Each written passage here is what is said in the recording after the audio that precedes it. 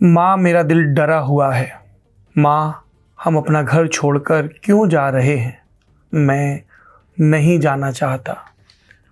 गजा के रहने वाले हसन का होना 16 साल पर रुक गया।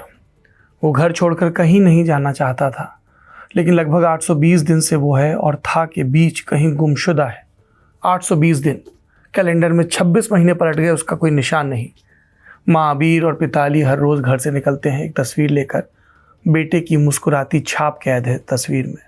लोगों से पूछते हैं, मेरे बेटे को देखा है? और जवाब में इनकार में सर हिलाते लोग हैं। हसन और उसके परिवार की कहानी एक फ़लस्तीनी पत्रकार महमूद मुश्ताहा सामने लाए। आप वायर्ड मैगज़ीन में उनकी रिपोर्ट विस्तार से पढ़ सकते हैं। उन्हें +972 मैगज़ीन के पॉडकास्ट में सुन भी सकते हैं। ये एक स्वतंत्र वेबसाइट है जिसे इज़राइल और फ़लस्तीन के पत्रकार चलाते हैं। वापस हुसैन पर लौटते हैं।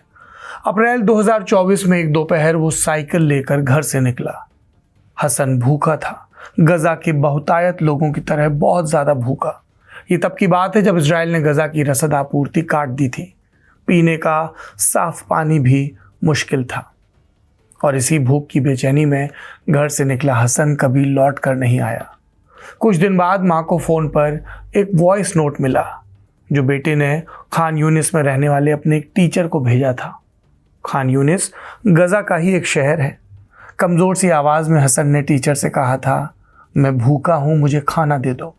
विडंबना देखिए, वो बच्चा फ़िलिस्तीन के पूर्वी गजा के अल-तूफ़ा इलाके में रहता था। अरबी भाषा में अल-तूफ़ा का मतलब है सेब। क्या हुआ हसन के साथ? कोई ठोस जवाब नहीं, पर एक पैटर्न है जिससे अनुमान लगाया जा सकता है कि क्या हुआ होगा। इस पैटर्न का दस्तावेजीकरण किया गया है। इजराइल का एक मानवाधिकार संगठन है B'Tselem Israeli information centre for human rights in the occupied territories का नाम है। ये जेरूसलम में बेस्ड है। 29 जून को बेत्सेलम ने एक रिपोर्ट जारी की। इसका शीर्षक है unshielded childhood, Palestinian children and teenagers killed by Israel in the West Bank in 2025। यानी फ़लस्तीनी बच्चे जिन्हें साल 2025 में वेस्ट बैंक के इलाके में इजराइल ने मार डाला। इस रिपोर्ट का सार हम आपको 8 बिंदुओं में समझाएंगे। मौतों की अभूतपूर्व संख्या है। 7 अक्टूबर 2023 यानी जिस दिन हमास ने इजराइल पर हमला किया, तब से लेकर 7 जून 2026 तक इजरायली फोर्सेस ने वेस्ट बैंक में 235 फ़िलिस्तीनी बच्चों और किशोरों को मार डाला। केवल पिछले साल यानी 2025 में ही 54 नाबालिग मारे गए। ज़्यादातर विक्टिम्स निहत्थे थे। बेत्सेलम ने साल 2025 में मारे गए 54 बच्चों और किशोरों के केस की जांच की और क्या पाया? इनमें से केवल 2 के पास फायर आर्म थे। कम से कम 21 बच्चे ऐसे थे 54 में जिन्हें जब गोली मारी गई तब वो किसी भी झड़प या संघर्ष में शामिल नहीं थे। बहुत से बच्चे या तो खेल रहे थे या स्कूल जा रहे थे या सिर्फ घर में बैठे हुए थे। इरादतन बच्चों को निशाना बनाया गया। रिपोर्ट में इसकी तस्दीक करते हुए कुछ खास घटनाओं का जिक्र है। मसलन 9 साल का मोहम्मद अल हलाक, फुटबॉल खेलते वक्त इसे गोली मार दी गई। 7 महीने का सैम अबू हैकल जो कार के भीतर था और 10 मीटर की दूरी से निशाना बनाकर मारा गया। ये घटनाएं रेखांकित करती हैं कि इजरायली सैनिक कोई ठोस खतरा न होने पर भी कोल्ड ब्लडेड यानी निर्ममता से शूट कर रहे हैं। तीसरा बिंदु, रेकलेस ओपन फायर पॉलिसी यानी सुरक्षा बलों और सैनिकों द्वारा लापरवाही से गोली मारने की नीति। रिपोर्ट के मुताबिक इजराइल की इस नीति में विस्तार कर दिया गया है और इसे ज़्यादा स्वीकार्यता दे दी गई है। सैन्य और पुलिस कार्रवाइयों में से एक नीति होती है रूल्स ऑफ एंगेजमेंट की। ये दिशा निर्देश बताते हैं कि कब, कहाँ, किस तरह और किसके खिलाफ किस तरह के बल या आक्रामक एक्शन का इस्तेमाल किया जा सकता है।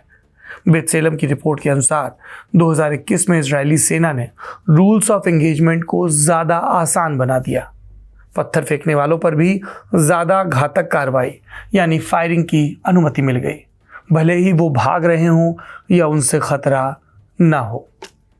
अगला बिंदु है सिस्टमैटिक इम्यूनिटी यानी व्यवस्थागत रवैया जिसमें दोषी सैन्य कर्मियों को सज़ा न दी जाए। रिपोर्ट के मुताबिक कोई अकाउंटेबिलिटी नहीं है। ज्ञात जानकारी में इस तरह की हत्याओं के लिए अक्टूबर 2023 से लेकर अब तक किसी भी इजरायली सैनिक पर कोई कार्रवाई नहीं हुई, कोई सज़ा नहीं मिली। साफ लिखा है रिपोर्ट में, पहले ही इम्यूनिटी यानी अभयदान की गारंटी मिली हुई है। इन अपराधों के बावजूद जवाबदेही तय करने की कोई गंभीर मांग नहीं है। ये पब्लिक इम्यूनिटी में भी नजर आता है, जिसका संबंध इस बात से है कि फिलिस्तीनी बच्चों की हत्याओं से इजरायली जनता को कोई फर्क नहीं पड़ता। वो इंडिफरेंट हैं, यानी कि उदासीन है। बेत्सेलम अपनी रिपोर्ट में लिखता है कि यही प्रक्रियाएं हैं जो उस वास्तविकता को संभव बनाती हैं जहां बच्चों की हत्या एक आम और स्वीकार्य घटना बन गई है। इसके अलावा मेडिकल सहायता को रोकने या बाधा पहुंचाने का बिंदु भी है। साल 2025 में जिन बच्चों और किशोरों को मारा गया, उनमें से 1/4 यानी 54 में से 13 ऐसे थे जब इजरायली सेना ने या तो उन तक मेडिकल सहायता पहुंचने में देर करवाई या फिर मेडिकल टीम्स को उन तक पहुंचने ही नहीं दिया गया। कुछ मामलों में तो सैनिकों ने करीब 40 मिनट तक मदद नहीं पहुंचने दी। हवा में फायरिंग करके बचाव करने वालों को रोकते रहे। जख्मी बच्चों का खून बहता रहा और वो मौके पर ही मर गए। शवों को वापस न देने की नीति भी अपनाई जा रही है। इजरायली सेना कई बच्चों और किशोरों का शव नहीं लौटाती। 2025 में मारे गए 18 नाबालिगों का शव अब तक रोक कर रखा गया है। ये क्रूरता एक तरह का कलेक्टिव पनिशमेंट है। पीड़ित परिवार हर दिन इंतजार में बिंधते रहते हैं, ना आखिरी संस्कार कर पाते हैं, न शोक की रस्में निभा पाते हैं। अमानवीकरण की नीति भी है। रिपोर्ट के मुताबिक इस तरह की हत्याएं जैसे एक रूटीन हो गई हों। इजराइल के भीतर फिलिस्तीनियों को डीह्यूमनाइज करने का रुख दिखता है, मतलब मनोवैज्ञानिक, सामाजिक और भाषाई तौर तरीकों के जरिए किसी इंसान या समूह से उसके मानव होने की बुनियादी गरिमा को छीन लेना। इस तरह वेस्ट बैंक में हुई हत्याओं और गजा में इजराइल की सैन्य गतिविधियों में एक संबंध दिखता है। बेत्सेलम के मुताबिक अक्टूबर 2023 से इजराइल ने गजा पट्टी में 21,000 फिलिस्तीनी बच्चों को मार डाला। इतनी भयावह संख्या के बावजूद इजराइल में बड़े स्तर पर नीति बदलने की मांग नहीं खड़ी हुई। ये स्थिति बताती है कि इजराइल में फिलिस्तीनियों का मानवीकरण किस स्तर तक चला गया है। बेत्सेलम की रिपोर्ट में मारे गए बच्चों की आप बीतियां भी दर्ज हैं उनके परिवार के हवाले से। एक कहानी है 8 साल के रिदा अली की और उसके 10 बरस के कज़न हमजा की। दोनों 8 जनवरी 2025 को मारे गए। वेस्ट बैंक में एक तुबास ज़िला है, वहीं पर तामुन नाम के शहर में। और तामुन में उस दिन क्या हुआ था, रिपोर्ट के हवाले से जानते हैं। सुबह के करीब 10 बजे थे। तामुन में एक रेड हुई। इस दौरान फिलिस्तीनी हथियारबंद ऑपरेटिव्स और इजरायली फोर्सेस के बीच झड़प हुई। फिर इजराइल ने एक मिसाइल दागी। इसकी चपेट में आकर 3 कज़न्स यानी रिश्तेदारी में भाई मारे गए, जिनमें से 2 बच्चे थे, नाम हमजा और रिदा। हमले के करीब 10 मिनट बाद इजरायली सेना घटनास्थल पर पहुंची। रिश्तेदारों को जबरन वहां से हटाया गया। फिर घर से ही कुछ कंबल लिए, शवों को उसमें लपेटा और अपने साथ ले गए। रिदा की माँ फिदा ने बाद में एक बयान दिया और कहा, उस सुबह करीब 9:30 बजे मैंने हमजा और रिदा को घर के पास खेलते देखा। जैसे ही मैं घर के भीतर गई, मैंने एक खौफनाक धमाका सुना। पूरा इलाका हिल गया। मैं फ़ौरन बाहर निकली, देखा बच्चे खून से लथपथ ज़मीन पर पड़े हैं। मैंने अपने बेटे को गोद में उठाया। उसके सर और गले से खून निकल रहा था, वो करा रहा था। मैं एम्बुलेंस के लिए चीखी और तभी अचानक से सैनिक आ गए। मैंने अपने बेटे को गोद में थामा था, पर मैं जानती थी कि वो मर चुका है। एक और आप बीती सुनिए। 2 साल की लायला मोहम्मद 25 जनवरी 2025 को जेनिन ज़िले के मुथालत अल शुहादा नाम की जगह पर मारी गई। और रिपोर्ट में इस परिवार की आप बीती कैसे दर्ज हुई।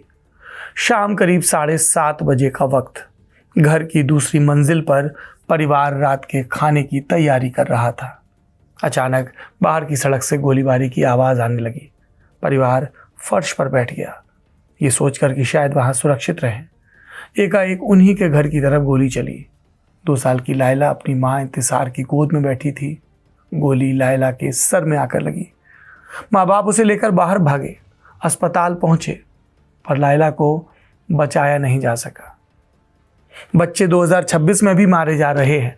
जनवरी 2026 से 7 जून 2026 तक इजरायली फोर्सेस ने वेस्ट बैंक में 12 बच्चों और किशोरों को मारा, जिसमें 5 और 6 साल के 2 भाई भी शामिल थे। एक केस और भी है जहां एक इजरायली सेटलर ने 14 साल के किशोर की गोली मारकर जान ले ली। सेटलर यानी वो इजरायली नागरिक जो वेस्ट बैंक और पूर्वी जेरूसलम के फिलिस्तीनी इलाकों पर कब्जा करके रह रहे हैं। ये पहली बार नहीं है जब फिलिस्तीनी बच्चों के बारे में इस तरह की रिपोर्ट्स आई हों।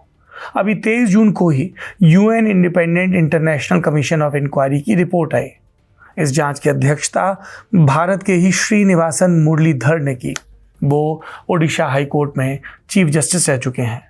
फिलहाल संयुक्त राष्ट्र में कमिश्नर ऑफ ह्यूमन राइट्स हैं। यूएन की इस इंडिपेंडेंट रिपोर्ट में भी कहा गया कि इजराइल जानबूझकर फिलिस्तीनी बच्चों को टारगेट कर रहा है। गंभीर शारीरिक और मानसिक चोटें, सामूहिक ट्रॉमा, अनाथ होना, अलग होना, विकलांग होना, बार बार विस्थापित होना, भूखमरी, शिक्षा और स्वास्थ्य सेवाओं का ठप हो जाना, इन सब ने गजा में बचपन को मिटा दिया है और ये हालात इस इलाके में बच्चों को पूरी उम्र प्रभावित करते रहेंगे। मुरलीधर ने कहा, बच्चों को निशाना बनाकर इजराइल फिलिस्तीनी लोगों के अस्तित्व की क्षमता और अपना भविष्य तय करने की गुंजाइश पर भी हमला कर रहा है।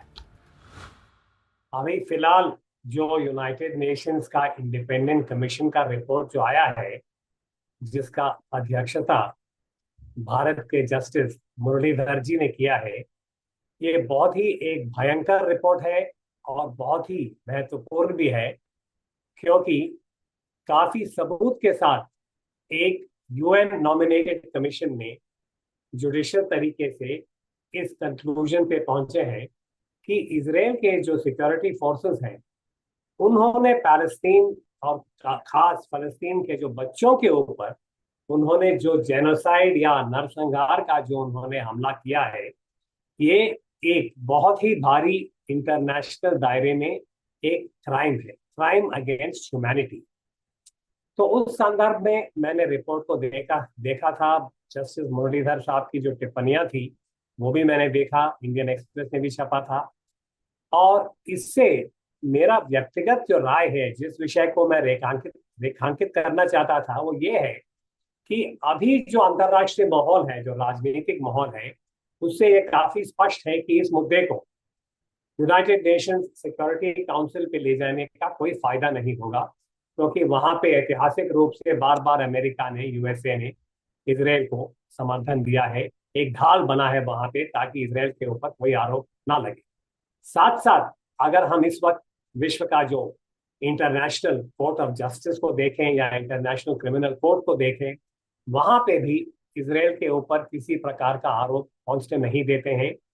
और जिस यूरोपियन जज ने इजराइल के ऊपर उन्होंने कुछ निर्णय भी दिया था, जज साहब के ऊपर उल्टा अमेरिका ने पाबंदियां डाल दिया था। तो ये है आजकल का हकीकत। इसलिए मैंने कहा वहां पे that we are living in very very blighted times.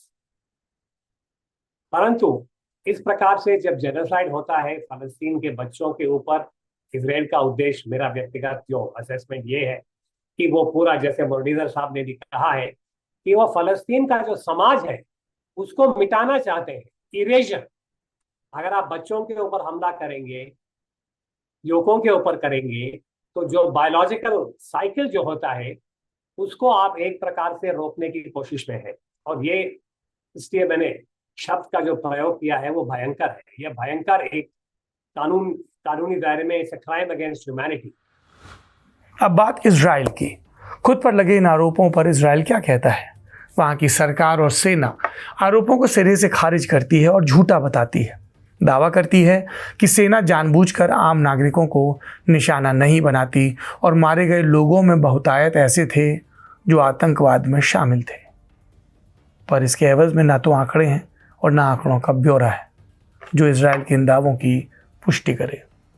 ना तो इजराइल के भीतर से आने वाले बयान उसके आधिकारिक स्टैंड का समर्थन करते हैं। मसलन एक इजरायली अखबार है, नाम है हारेट्स। इसने अपनी एक रिपोर्ट में अवी ब्लूथ को कोट किया। वो इजरायली सेना में मेजर जनरल की रैंक पर हैं, वेस्ट बैंक में इजराइल के सर्वोच्च सैन्य अधिकारी हैं। उन्होंने अखबार से क्या कहा? हम इस तरह मार रहे हैं जैसे हमने 1967 से अब तक नहीं मारा था। यहाँ 1967 का संदर्भ है 6 डे वॉर, अरब देशों और इजराइल के बीच हुआ युद्ध। तब इजरायली सेना ने वेस्ट बैंक और पूर्वी जेरूसलम जैसे फिलिस्तीनी इलाकों पर कब्जा कर लिया था। संयुक्त राष्ट्र के मुताबिक अक्टूबर 2023 में युद्ध शुरू होने के बाद से केवल गजा में ही 11,000 से ज़्यादा लोग लापता भी हैं। इनमें बहुतायत संख्या महिलाओं और बच्चों की है। उनके साथ क्या हुआ नहीं पता। किसी हवाई हमले में मारे गए, या किसी मिसाइल ने उनकी जान ली, या वो जानबूझकर मार डाले गए, या फिर हिरासत में हैं, या आज तक किसी मलबे में दबे हैं। ना उनके जिंदा होने पर मोहर लगती है और ना उनके मारे जाने पर। वो हैं और नहीं हैं। 16 साल के हसन की तरह, जिसका परिवार अब भी उसे तलाश रहा है। हसन की माँ अबीर और पिता अली उन सैकड़ों लोगों में हैं जिनके परिवारों का बिंधा दिल शायद अपने गुमशुदा करीबी के मरने की पुष्टि से कुछ राहत पाए। दफनाने को एक शरीर मिल जाए तो शायद पता हो कि रो किसके लिए रहे हैं। ये रिपोर्ट यहाँ पर समाप्त होती है। इस पूरे प्रकरण पर आपकी क्या राय है बताइए। आप देख रहे हैं इंडियन एक्सप्रेस हिंदी। मेरा नाम है सौरभ द्विवेदी।